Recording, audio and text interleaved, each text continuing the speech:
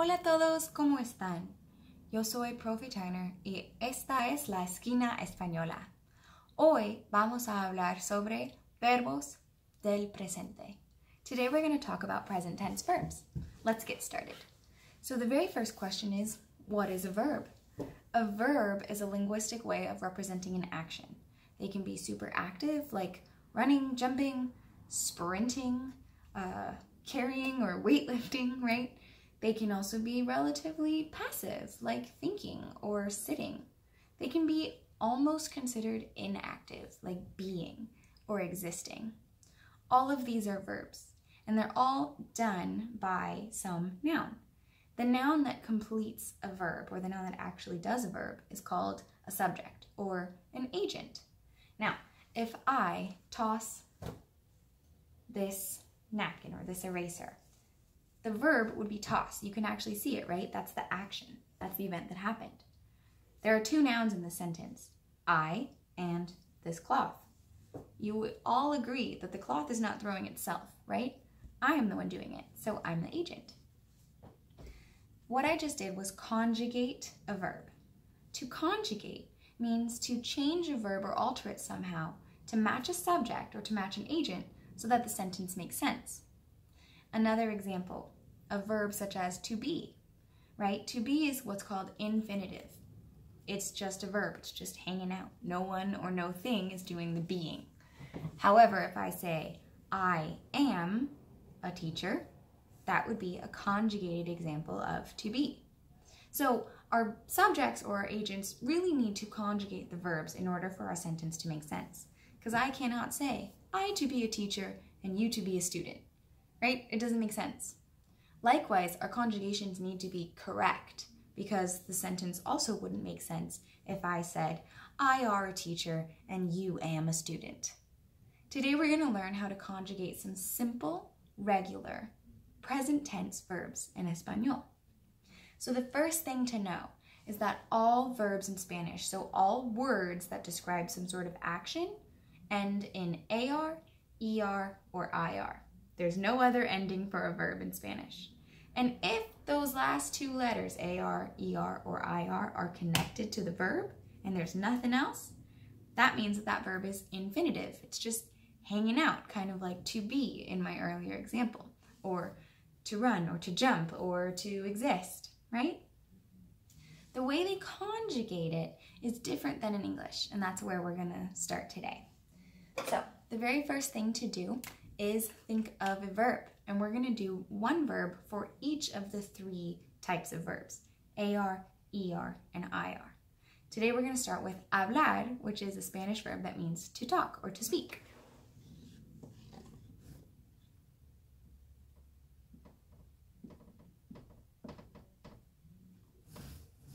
Now, Spanish comes with a certain set of possible subjects, and they're all based on pronouns.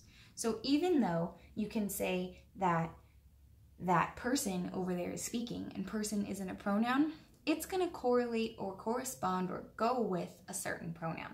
So let's list the pronouns down the side. We have yo, that refers to me, myself, the speaker. It's the English or the Spanish equivalent of the English I. This is called our first person singular. The next one we have is tú, and that's what you use when you're talking to someone. It's also our second person singular, so I remember it by second person, tú, when you're talking to someone. Its English equivalent is you, but it's used only for people who are your equal or who are lower than you in authority ranking. The third possible subject that we have is a set, and that is él, ella, and usted. Él means he, ella means she. They kind of are stand-ins or substitute for any singular noun. And we'll talk about this in a different video, but Spanish assigns a gender to every noun. So you're either an él or an ella, even if you're a cloth or a marker. The last part of this set is usted. Now, usted also means you, but it's used when you're talking to someone who is in a higher position of authority than you. So if I'm talking to my boss or a police officer or Even a waiter, someone who I want to show respect to, even though they're a stranger, I would definitely use usted. And that mark of respect is shown in the distance. It's shown by including it in our third person singular pronouns.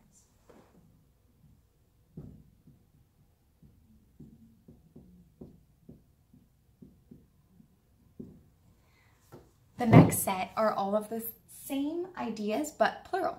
So if you, the speaker, when I'm talking about myself, am in a group with somebody else, that would be we, right? I would say my sister and I go to the movies. We went to the movies, or we go to the movies. The way to say we in Spanish is nosotros or nosotras if it's a group of two or more girls like me and my sister.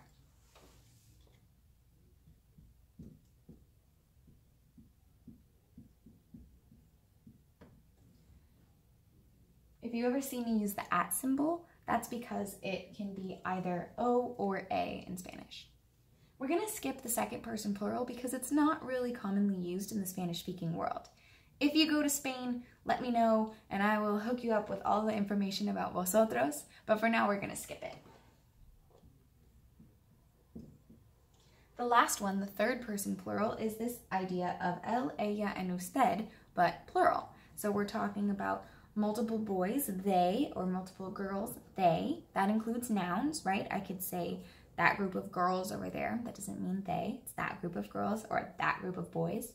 The mixed version, if it's a group of boys and girls, or masculine and feminine things, would be ellos as well. And then ustedes is when you're talking to one or more person. So right now I'm talking to a whole bunch of people on YouTube, and I would refer to you all as ustedes.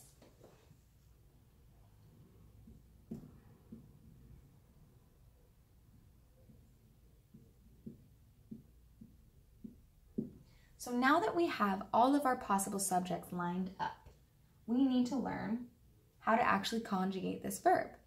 Well, each one comes preloaded with an ending to attach to verbs once they lose their endings.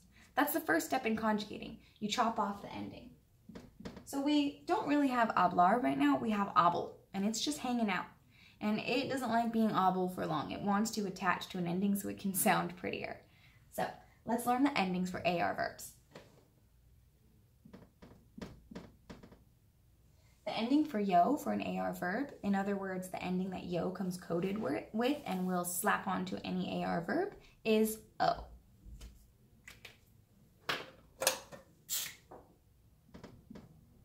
The ending for tú is as. The ending for él, ella, and usted is a.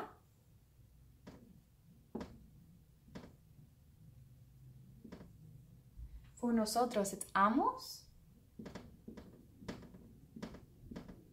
And for ellos, ellas, and ustedes, it's an. Those are the endings for AR verbs. So, in other words, if I want to say I talk, it would be yo hablo. Because it lost its AR, it's just the hablo, and it's waiting for a new ending. So, yo hablo. Tú hablas. Él, he, ella, she, usted, whoever I'm talking to who's in a higher position of authority than me or is a stranger, or any singular noun, such as mi mamá habla. Nosotros hablamos. Ellos, that group of boys over there. Ellas, that group of girls over there. Or ustedes, all of you, hablan. Like you guys hablan español. Let's look at ER and IR verbs. These two are very similar. So we might have a verb instead of AR, like hablar. We might have a verb comer, which means to eat. You can see that the last two letters are E and R, denoting that this is an ER verb. The first step to conjugating is to chop it off, and you're left with com, and it wants a new set of endings. Now, because this is an ER verb, the endings that correspond with the subjects are just slightly different. Let's see if you can catch it.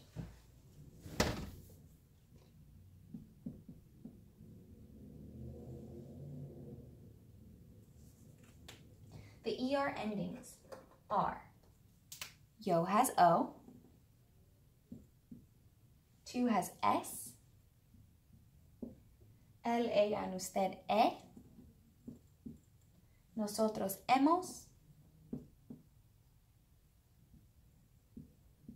And ellos, ellas, and ustedes en.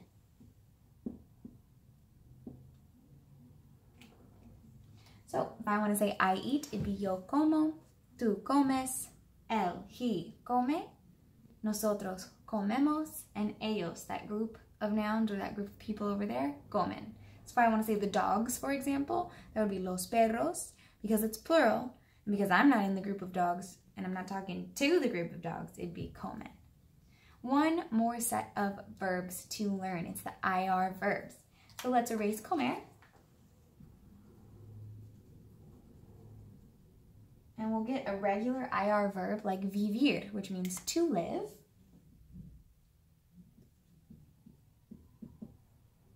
What's the first step? Everyone should know. It's you chop off your ending. So we take off this IR at the end, and we're left with a stem. That's called a stem, whatever's left over. And this one is vive. So vive is just chilling. It's waiting to get conjugated. Because right now if you have vive, you just don't have a Spanish word. And if you have vivir, it means to live. But we want I live or she lives, right? So we have our IR verbs. Let's find out the endings. Yo for IR verbs brings the ending O. Tú brings the ending S. Él, ella, and usted bring the ending E. Nosotros has imos, which is spelled I-M-O-S. And ellos, ellas, ustedes have N. So if you look and see, the endings for ER and IR are almost the same except this one. Imos. Nosotros. I love to say that nosotros is your friend. We are your friend because it always wants to let you know what type of verb it is. And so it lets you know that this is an IR verb. So if you want to say I live, you have your stem, vive, and you add your ending O, vivo. Tú vives. Ella, she, vive. This is the same for any feminine noun. So I can say someone's name like Ana. Ana vive. Nosotros vivimos. There you can hear that this is an IR verb. And ellos, ellas, ustedes, if I'm talking to you guys, ustedes, it would be viven. So if I want to find out where all my subscribers and watchers live, it would be donde viven ustedes. These are all the ways that you can conjugate a present tense verb in Spanish for your regular verbs. There are irregulars and stem changers, but that's not something for this video. So I hope this helped, and adios!